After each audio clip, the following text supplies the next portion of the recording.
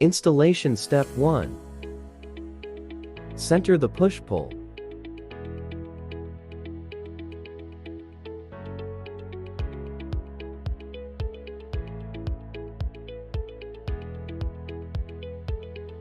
Let the positioning block on the push-pull with the groove on the fork frame of the forklift.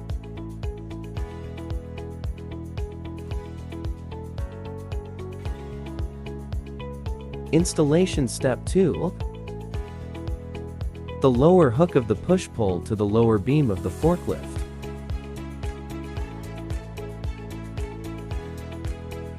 Lock the lower hook on the other side. Installation Step 3.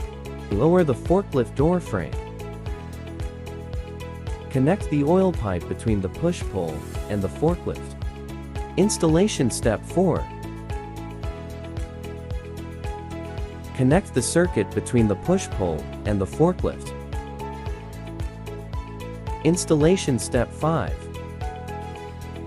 Test the action of the push-pull.